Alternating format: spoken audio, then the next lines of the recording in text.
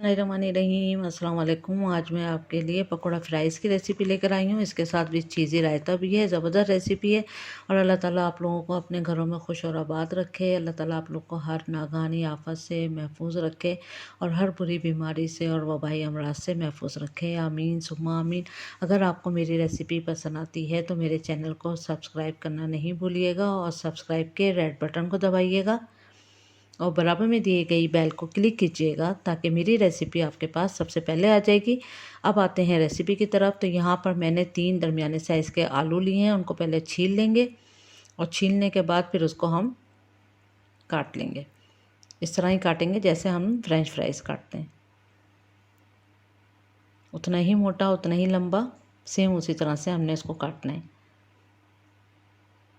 तो ये देखें, तीनों आलू को मैं काट चुकी हूँ।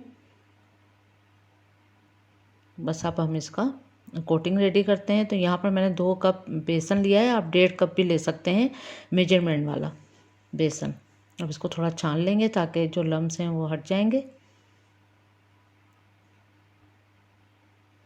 इसमें मसाले डालते हैं। 1 टीस्पून जो है वो ज़ीरा जाएगा, साबुत ज़ीरा। कुटी हुई लाल मिर्च जाएगी 1 टीस्पून। पिसी हुई लाल मिर्च जाएगी 1/2 टीस्पून। और ज़ीरा जाएगा भुना पिसा ज़ीरा 1 टीस्पून। नमक जाएगा 1/2 टीस्पून। नमक आप अपने जायके के हिसाब से भी डाल सकते हैं। बेकिंग सोडा जाएगा 1/4 टीस्पून। हल्दी पाउडर जाएगा 1/4 टीस्पून। नमक और मिर्च आप अपने जायके के हिसाब से भी ऐड कर सकते हैं।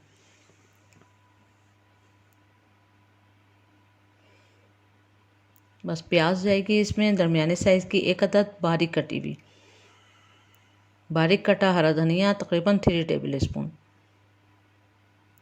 1 टेबल स्पून बारीक कटी हरी मिर्च।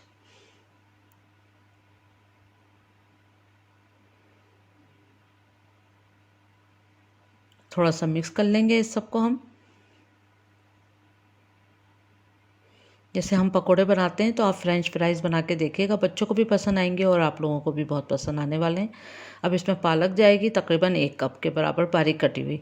अगर आप चाहें तो इसमें आप हरी वाली प्याज भी यूज़ कर सकते हैं, थोड़ी सी हरी प्याज भी डाल सकते हैं। इतनी ही आधी हरी प्याज डाल लें और आधी पालक भी यूज़ कर सकते हैं, लेकिन फ़िलहाल मैं सिर्फ पालक का इस्तेमाल कर रही हूँ। लेकिन उससे भी मज़ा अच्छा आता है अगर हरी प्याज हो आपके पास।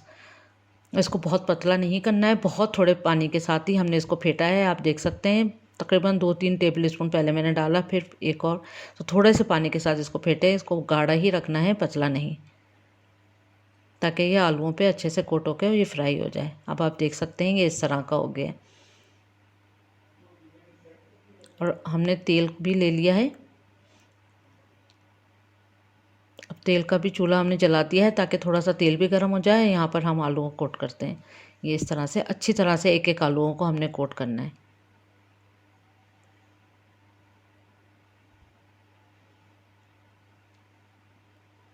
ये देखें, बस इस तरह से कोट करके और अब हम इसको इसमें ड्रॉप कर देंगे।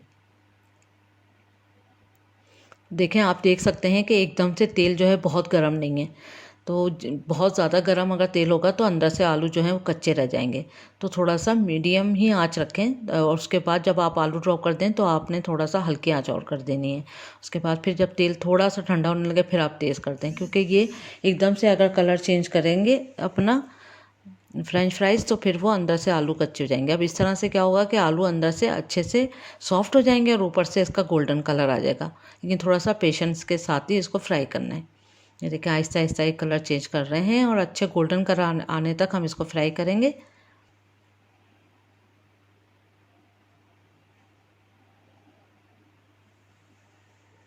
ये देखें, बस ये इतना अच्छा कलर आ चुका है। बस अब इन सबको निकाल लेंगे। थोड़ा सा हम इसको यहाँ पर चमचे को ठहराएंगे ताकि ऑयल जो है सारा यहीं पर ड्रॉप हो जाए।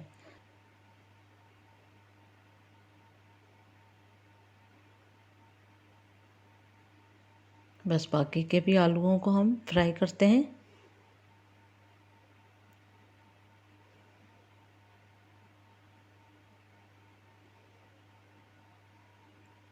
इसके साथ ही इसका जो रायता है, चीज़ का जो सॉस बनाया है वो भी ज़रूर बनाइएगा, बहुत ज़बरदस्त लगेगा। तो सॉस के लिए चाहिए हमें 1/4 कप।